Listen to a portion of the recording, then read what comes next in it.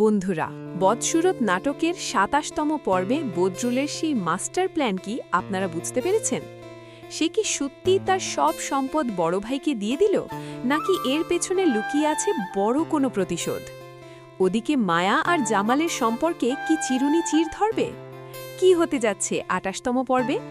সব কিছু জানতে ভিডিওটি শেষ পর্যন্ত দেখুন। আর ভিডিওটি শুরু করার আগে ছোট্ট একটি অনুরোধ, আপনি যদি ঈগল টিমের নাটক পছন্দ করেন তবে অবশ্যই ভিডিওটিতে একটি লাইক দিন এবং আমাদের চ্যানেলটি সাবস্ক্রাইব করে রাখুন পরবর্তী সকল আপডেট সবার আগে পেতে।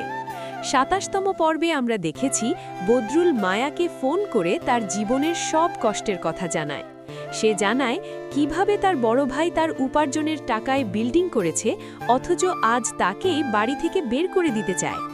বদরুল মানসিকভাবে ভেঙে পড়লেও সে এক বুদ্ধিদীপ্ত চাল চেলেছে। সে তার বড় ভাইকে জমি রেজিস্ট্রির লোভ দেখিয়ে নিজের পক্ষে টানার চেষ্টা করছে। অন্যদিকে জামালের বাড়িতে অশান্তি যেন থামছেই না। তার ভাই বোনদের লোভ আর তাদের প্রতি অবজ্ঞা জামালকে দিন দিন একা করে দিচ্ছে। আগামী ২৮তম পর্বে আমরা দেখতে পাব এক টান টান উত্তেজনা। বদরুল কি সত্যিই বড় ভাইকে সব লিখে দেবে?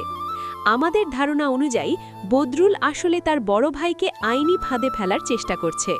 সে এমন কিছু নথি তৈরি করছে যাতে তার ভাই নিজের অন্যায় স্বীকার করতে বাধ্য হয়।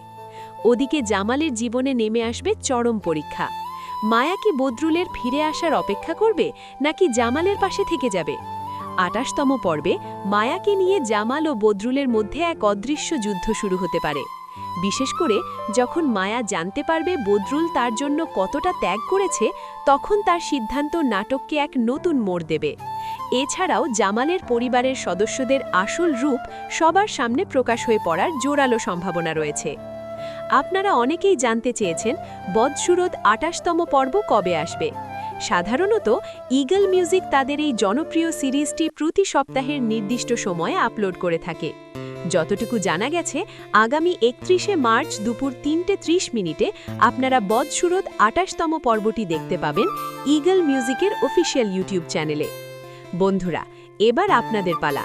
আমাদের কমেন্ট করে জানান আপনাদের কাছে কোন জুটিটি বেশি প্রিয়, মায়া জামালের জুটি নাকি মায়া বদরুলের জুটি? আপনারা মায়াকে শেষ পর্যন্ত কার সাথে দেখতে চান, জামাল নাকি বদরুল? আর হ্যাঁ, আমাদের এই ভিডিওটি আপনারা কে কোন জেলা থেকে দেখছেন তা অবশ্যই কমেন্ট করে জানাবেন। আপনাদের মতামত আমাদের জন্য অত্যন্ত মূল্যবান। আজকের মতো এখানেই বিদায় নিচ্ছি। দেখা হবে বদসুরত নাটকের পরবর্তী আপডেটে। ধন্যবাদ।